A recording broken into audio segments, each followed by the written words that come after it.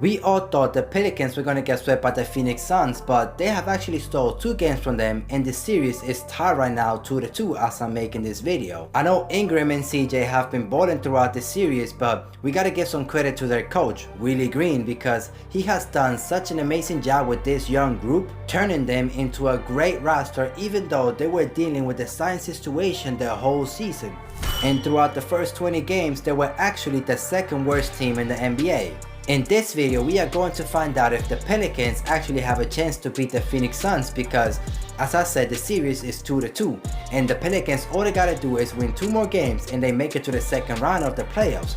So let's get right into it. After the first 20 games, the Pelicans went 32-30, giving them the 16th best record throughout that period. And if we count the play-in wins, it will be 34-30.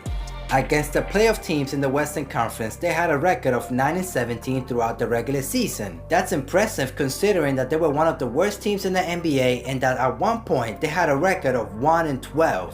BI has put the league on notice with this performance in Game 2 and then with this performance in Game 4. And he actually became the first player in Pelican history to have 3 straight 30-point games in the playoffs. Plus, he's averaging 29, 6 and 5 while shooting 51% from the field and 50% from 3. BI is no longer just one of the best young players in the league that we could be like, oh, in 5 years they're gonna be killing it. He's actually one of the best players in the NBA right now. And I will go as far as to say that he's been the second best player in the playoffs, only behind Jason Tatum. And I say that with confidence because in the past, he used to be such a ball hog. Every time he got double teamed, he used to just force the shot. But now during the Phoenix Suns series, I see him read the defense really well and he's actually passing the ball whenever he gets double teamed. And whenever he's like in a difficult shot, he looks to see if he can find somebody before he shoots it.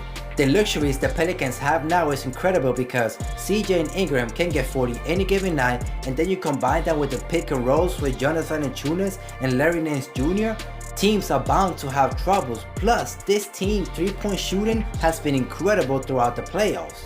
5 players are shooting over 40% from 3. 3 of them are actually rookies. So the future of the Pelicans is looking very bright for them. Plus, let me not forget CJ and BI can just hit a 3-pointer over anybody.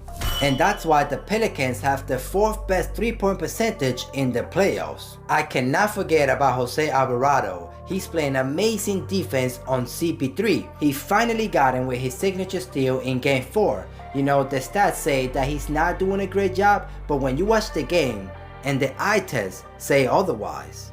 Also, Herb Jones, Larry Nance Jr. and Jackson Hayes have done an amazing job on defense. And the reason being is that the Phoenix Suns have nobody other than CP3 that can create their own shot. And did you see how horrible he played in the last game in Game 4? He only had 4 points. And in the 4th quarter he had 0 points. But the main reason the Pelicans have been able to steal 2 games from the Phoenix Suns is because they have been able to out-rebound the Phoenix Suns, even though the Phoenix Suns have JaVale McGee, Bismack Biyombo, and DeAndre Ayton.